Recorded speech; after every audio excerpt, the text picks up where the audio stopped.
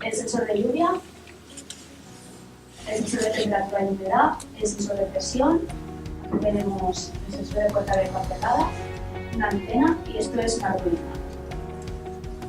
Después tenemos la estación interna, que es esta de aquí, que tiene un sensor de movimiento, un sensor de luz, un sensor de temperatura y humedad, un sensor de calidad del aire interior y un relé que está conectado a una bombilla y este relé lo que hace es encender o apagar.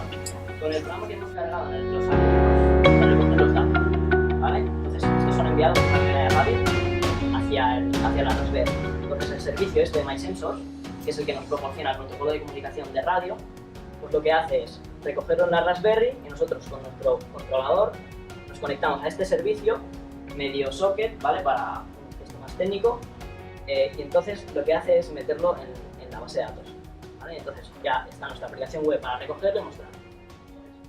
La temperatura, humedad abierta y el estado de la puerta y el estado de la lluvia, depende del valor que tengan, van variando de color los tablones, ¿vale? Y en el caso de la temperatura tenemos una flecha que nos indica la tendencia. Si la temperatura sube o baja, depende del valor anterior que haya tenido. Voy a probar lo de la lluvia.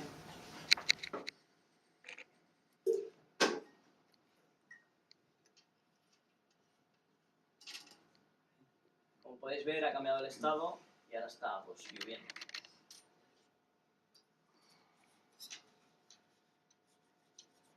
Algo seco y bueno, ha cambiado el estado y no llueve.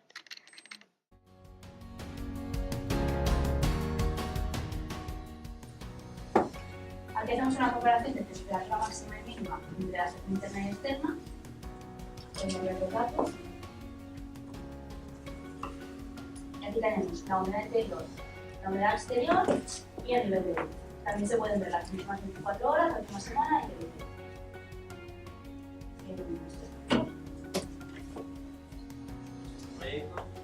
Bueno, hemos utilizado muchas tecnologías que hemos utilizado en clase, ¿vale? Tanto como PHP, como puede ser Ajax, como puede ser HTML, CSS, sockets, base de datos, pero también pues, nos quedamos con el que hemos tenido que aprender nuevas, como puede ser Arduino, que está hecho en C++, ¿vale? O la librería de JavaScript como es jQuery, que la hemos utilizado muchísimo. Y también, bueno, y esto es todo.